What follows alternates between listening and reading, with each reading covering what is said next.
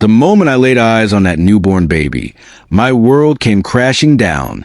My heart sank so deep it felt like it had hit the floor. The baby didn't even look like he belonged to my race.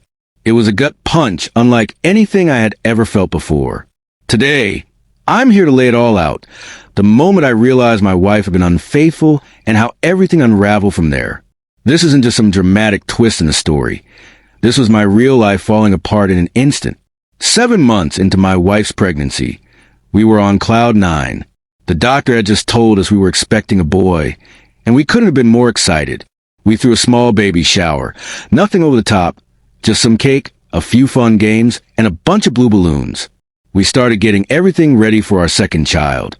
And since our firstborn son was already 5, we figured we could reuse a lot of his old things. It felt like we were building something strong, something permanent, a solid family foundation. Then came the big day. It was our second time in the delivery room, and I thought I knew what to expect. I held my wife's hand, reassuring her as she fought through the pain of labor.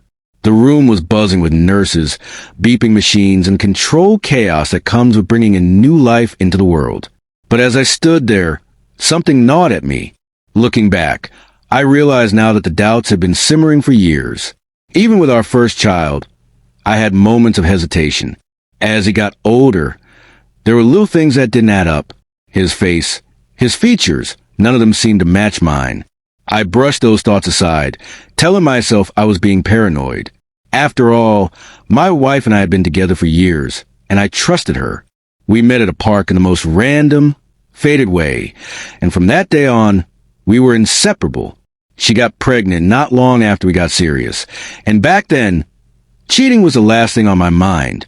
But as time passed, something felt off. My wife's behavior started to shift. There were inconsistencies, gaps in her schedule, vague excuses for leaving the house, little white lies that didn't sit right. One particular day stands out. She told me she had to visit a sick friend at the hospital. I left work early to cover for the babysitter, thinking I was doing my part as a good husband. But later that night, I saw that same friend posting vacation photos from a tropical beach.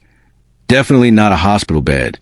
That moment sent a chill down my spine, but I still swallowed my doubts and moved on. Then, the delivery room. I was right there, gripping my wife's hand as she gave that final push. The baby's first cry filled the room, loud and sharp, cutting through the noise. The doctors and nurses smiled, moving through their routine.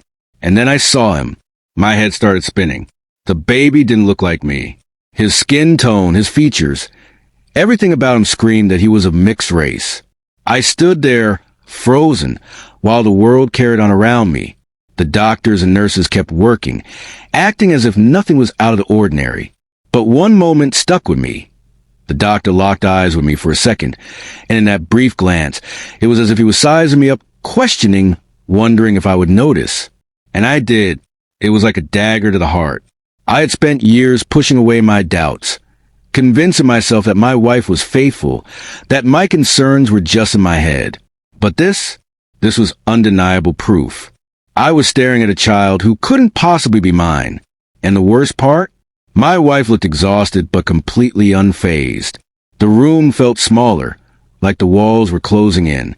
I wanted to scream, demand answers, but she had just given birth. I couldn't do it, not yet. Instead, I did the only thing I could in that moment. I walked out.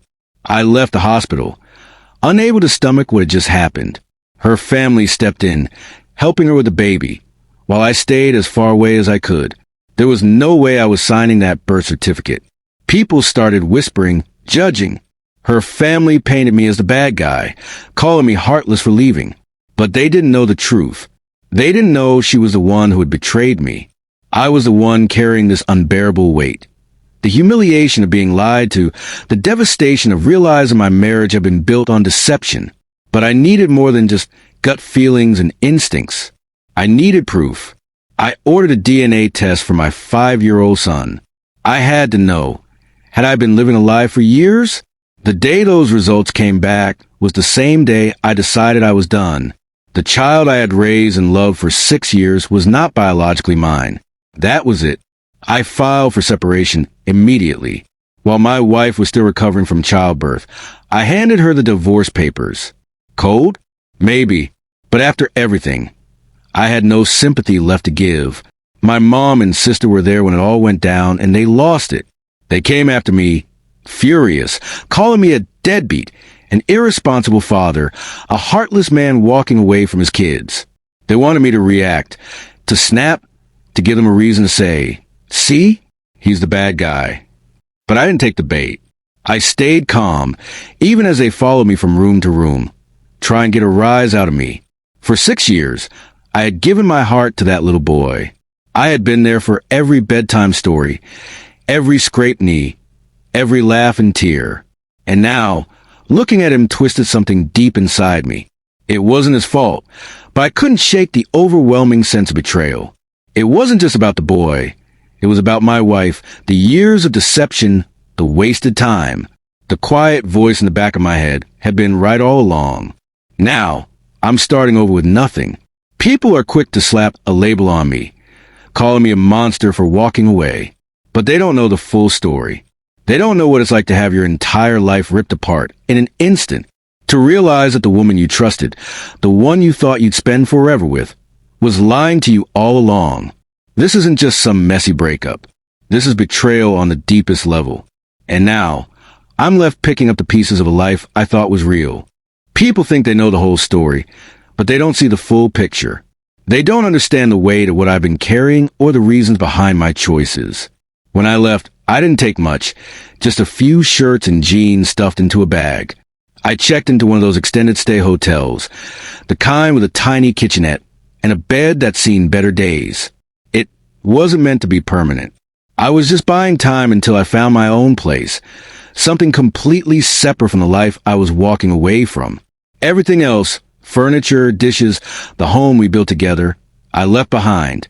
She had contributed to some of it, sure, but I didn't care. I wanted a clean break.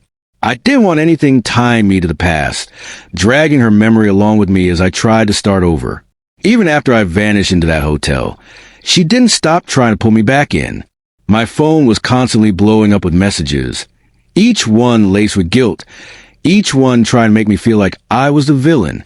She acted like I was the one destroying everything, like I was the one who had shattered our family.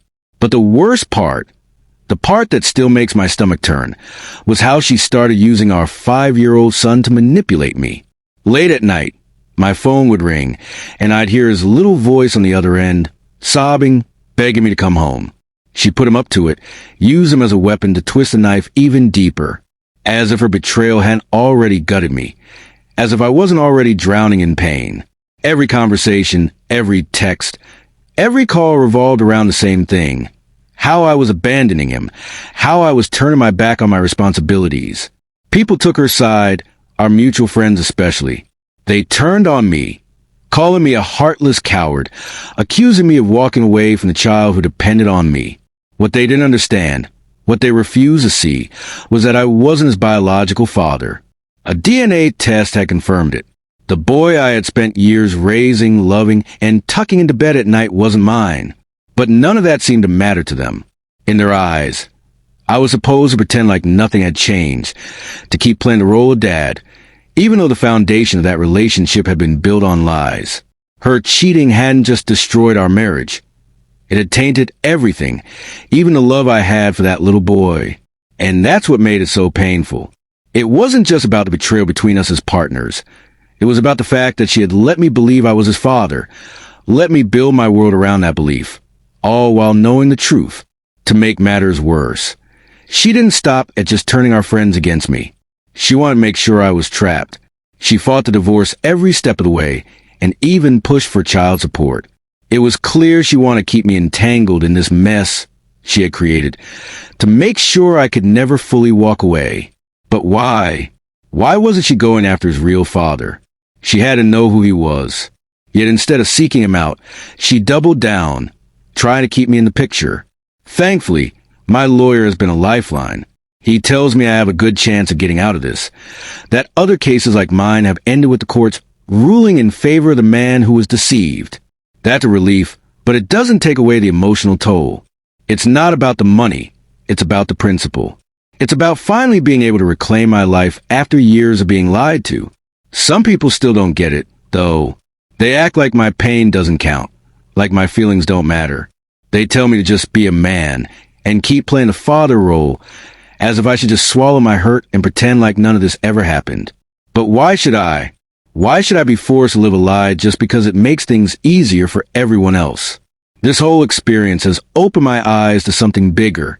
Paternity fraud isn't just a personal betrayal. It's a legal and emotional nightmare. In some places, the system doesn't even care if the child isn't yours. They'll still make you pay, still hold you accountable, even when the truth is undeniable. It's like being punished for believing in something that was never real. And it's not just here. Did you know that in France, paternity tests are actually banned unless a court allows them? They say it's to preserve family peace. But what about a person's right to know the truth? Where do we draw the line between protecting people and forcing them to live in ignorance? At the core of it all, this is about choice. Relationships, families, they have to be built on trust. When that trust is destroyed, the people affected deserve the right to decide what happens next.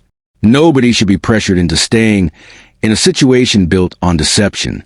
For me, this isn't about abandoning a child. It's about reclaiming my life after it was torn apart. I'll always care about him in some way. I spent 6 years loving him like he was mine. But I can't keep pretending. I can't keep playing the part of father when the foundation of that bond was a lie. The divorce is moving forward, and I'm pushing to get my name off the birth certificate.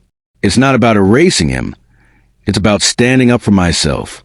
It's about finally stepping out of this shadow and figuring out who I am after all of this. I know some people won't understand. They'll judge, they'll say I'm selfish. But I've come to realize that life is too short to stay trapped in someone else's mess. It's time to take control of my own future. I'd love to hear what you all think. Have you been through something like this? What do you think about how the system handles cases like these? Drop your thoughts in the comments. I'm all ears.